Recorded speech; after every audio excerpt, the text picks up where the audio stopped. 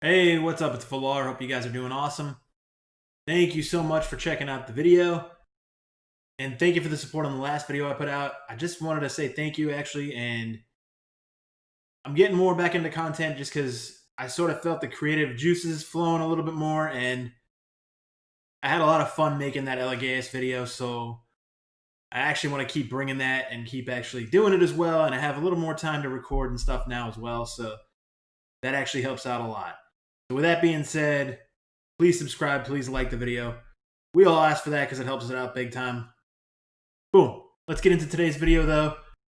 The Doom Tower. We got some news on the Doom Tower, which is the feature of the game that I am most looking forward to, is this Doom Tower. Now, I know there's a lot of controversy with how it's going to work, and this is probably one of the videos you're seeing later. That's fine. It's just the way my schedule works out to be able to record. I record at night. I'm always one of the last people out with videos. Doesn't matter. Still like doing it. Anyway, so there's the basics. It's 120 floors. But because it's 120 floors, from what we're being shown or told, is you're not getting, I believe it's only like, what, 10 keys? So it seems like the Doom Tower rotation to me is actually not a full month. Maybe it's 12 days, so we're getting a Doom Tower rotation every couple weeks, so you can go through it like twice a month.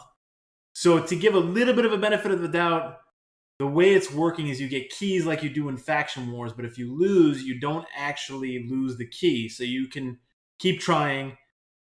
But the negative is that, like, if you get stuck that day at one level, and you're like, oh man, I just can't get past this level, damn, I'm stuck here, right?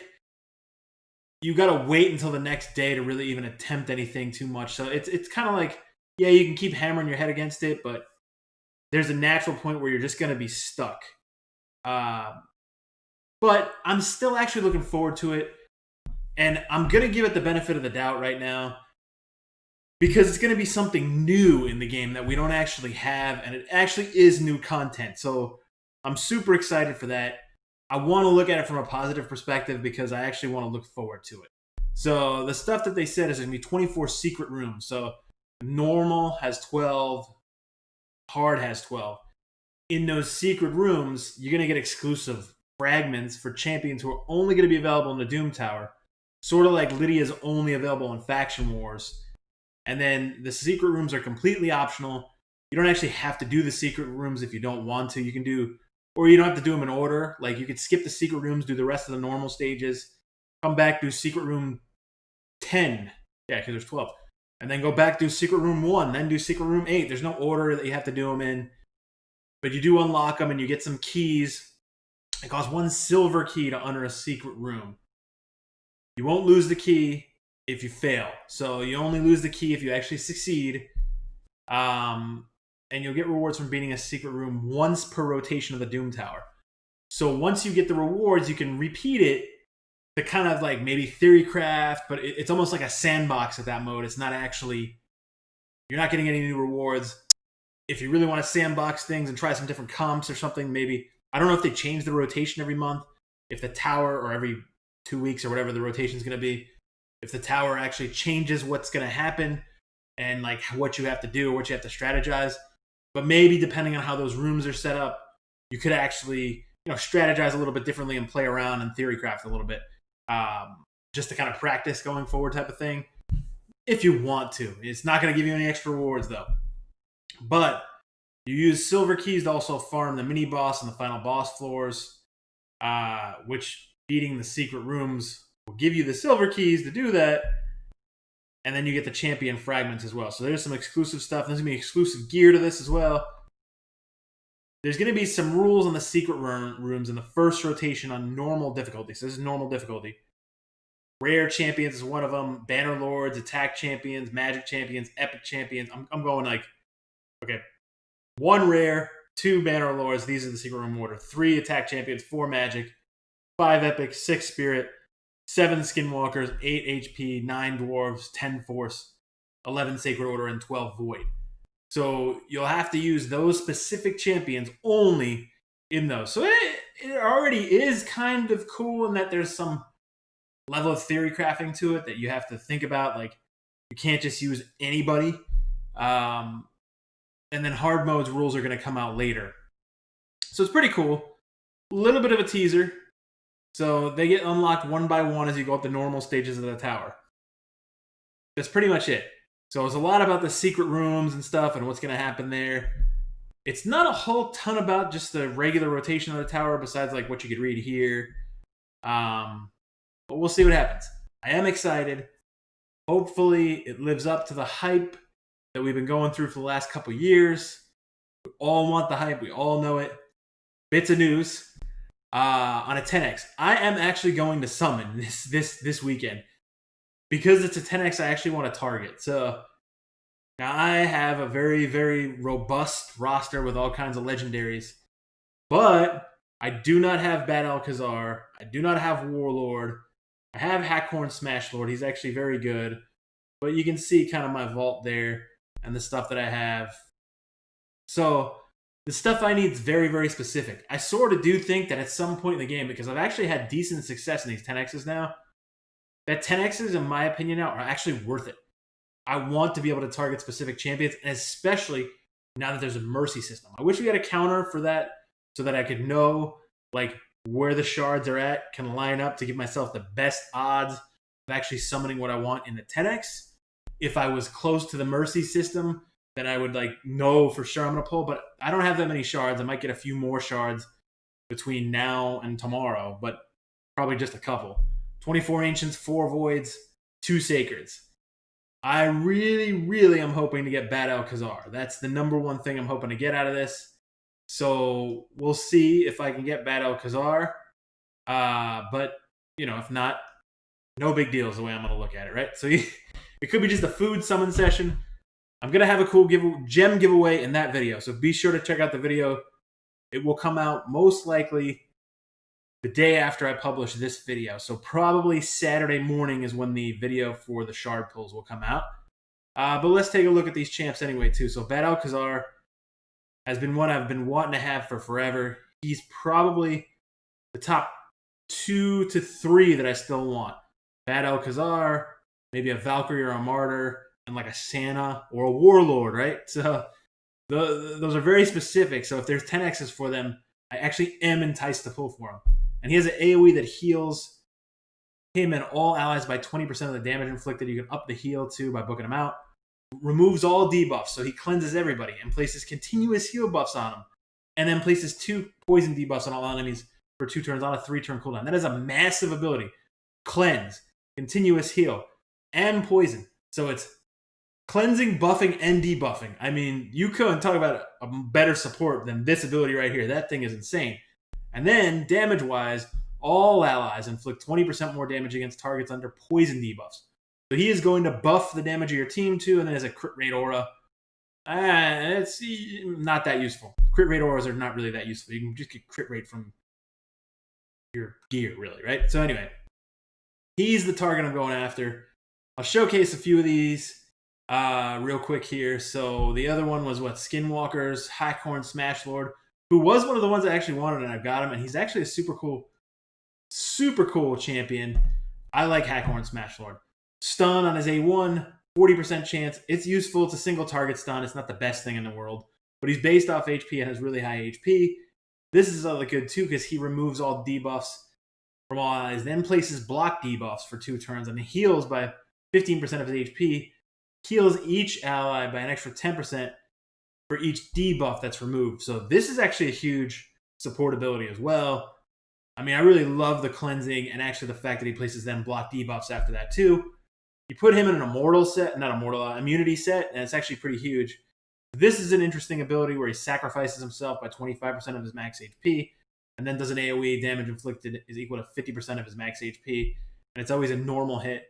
The HP sacrifice will happen even if it kills him, and HP in dungeons by 33%. I like Hackhorn. I am fully planning on doing a Hackhorn guide as well. And then the other one, Shiramani, who the funny thing is, I am planning on doing a guide on her as well. Because I hadn't been playing that much, I randomly pulled a bunch of shards and got a few things, and Shiramani was one of them. I pulled her out of a sacred shard recently, actually. 3-hitter, 15% chance of placing freeze. That's okay. She's good crowd control too. Heals one ally by 50% and other allies by 20% of their max HP. Do wish it was hers, but hey, that's okay. Places continuous heal buff for 2 turns on targets with full HP. That's a little weird, right? 4-turn cooldown. AoE, 80% chance of placing freeze, which you can book up to 100. Yeah. It fills the turn meter by 10% for each attacked enemy on a 5-turn cooldown. It's pretty good. So she's really just the queen of freeze, lockdown, and allied defense and faction crypts by 33%. She is good. I don't think she's the top tier in this, obviously. So the other legendary that we have in here is one that I was chasing hard when he had a 10x recently as well. Now he's got another 10x. Warlord only got, what, 4 void shards. Maybe I can luck out and pull a Warlord out of one of them. 25% chance of increasing the duration of all debuffs on the target for 1 turn. Block debuffs on all allies for 1 turn. Then shield equal to 30% of his HP. And then a heal. That's another huge support ability too. An AoE with 70% chance to put each target skill on cooldown. And a 30% chance to fully deplete each target's turn meter. An ally resist in all battles by 80. This guy is like a super tank healer, putting shields up. I mean, he's insane. Warlord is awesome. He's actually one of my favorite characters that I would love to get. So there's that. Now, the other ones are actually Vrask. Vrask is underrated in my opinion because he just doesn't get that much play. But he gets turn meter fill on his A1. But if he crits anywhere, he heals. He's got the most simple kit ever. It's all just one hitters. But heal all allies by 10% of his max HP when he inflicts a critical hit. That's the main thing about him. And then ally defense in dungeons. If you pull a Vrask in your early game and you're struggling, Vrask got me through Ice Golem. I would not have been able to get through Ice Golem 20 when I was a newer player without Vrask, actually. Vrask was my dungeon lead. Vrask was my healer. So if you build him with 100% crit, every time he crits, he's going to heal for a lot. You stack his HP and stack his speed. It's that simple to build him. He's actually great. And then the other one is Mausoleum Mage. So Mausoleum Mage is one of the undead. Mausoleum Mage is actually amazing as well. I have like 14 copies of Mausoleum Mage though. But he's really good. Decreased speed on his A1, block debuffs, increased crit rate, and increased defense on a 3-turn cooldown. So he's good for clan boss because of that ability too, because of the block debuffs. Depending on what setup you're running, if you're not running an unkillable comp, but you're running a more of a traditional like CA comp and you need someone to do some type of cleanse, you can do the block debuffs actually. Removes all debuffs, another cleanser from all allies, then heals all allies by 10% of this champion's max HP, and heals each ally by a further 10%. 1 or more debuffs are removed, fills each ally's turn meter by 15% if 2 or more debuffs are removed on a 4-turn cooldown. So he is almost like a little mini Bad-El Kazar actually too, but he provides a little bit more in the way of defensive buffing and doesn't do debuffs, obviously, besides a decreased speed. So he's not a damage output character, but he is a very, very solid support. And for that, I think it's good. And then Cardinal and Captain Tamila. Cardinal is actually super, super good. And Cardinal has poison on A1. It's not very high, but heals a target ally by 30% of their max HP and places increased defense debuff for 2 turns. On a 3-turn cooldown, that is good. This is a great ability. You can book it to a 5-turn cooldown, but it revives everybody. Heals by 25% of their HP, but boosts their turn meter to max. So if you do get hit and everybody dies except her, she can raise everybody up and then nuke everybody down. That's kind of the Cardinal thing to do. But also, Cardinal helps in faction wars. She's a great carry. I think in and of herself, there's a lot of characters that didn't get enough love because they're good, but they're not like the greatest characters ever. Like, she's not Bad-El Kazar, right? But she is a really good support champion, and I'm starting to think the best way to play the game, not starting, I do believe it now, deal with what you get. Some of the stuff you get's going to work. It may be harder than other stuff, but Cardinal is something that would be a great support champion for dungeons. Big time. Could save your butt with the increased defenses and the heals, single target heals, but also save your butt with reviving everybody. Before you have your Arbiter, if you get lucky and pull a Cardinal, and you're a newer player or you're a mid-game player, that's a huge pull, actually. And the thing is, because we've chased so many of the good characters, I had Cardinal sitting on a bench for the longest time ever before Faction War. And really, Cardinal's actually a great character. And then Captain Tamila, even a similar story to that. Captain Tamila, I think kind of gets outshined once you're late game. But Captain Tamila actually is really good. She's an HP based champion. She does continuous heal buff on this champion for 1 turn if she crits, and then increase defense on all allies for 2 turns and heals all allies by 15% of her max HP on a 3-turn cooldown. And you can increase the heal by 20% there, or whatever. I know it's multiplicative or whatever it is there. So places a 50% ally protection buff on all allies except this champion for 2 turns on a 4-turn cooldown. That's actually a pretty good carry. So another thing that she's good to get you through dungeon content depending on what you pull. So if you're a newer player and you get a Captain Tamila, I would invest in her. Now, if you have a roster like mine, you don't need Captain Tamila, right? But Captain Tamila can actually work in several different ways. So I'm going to end it there. Again, please do me a favor, subscribe to the channel, like this video. Thank you so much. I will leave a link in this end scene here to the giveaway video for the Dolphin account I'm doing, because I'm just trying to get that out there. All we needed to do is get to 2,500 subscribers. Once we get to 2,500 subscribers, I'm going to give that account away. So I am also going to be doing a shard pull tomorrow that will be published on Friday, that will be published to video on Saturday morning, most likely. So thank you very much. I will be back soon. Cheers.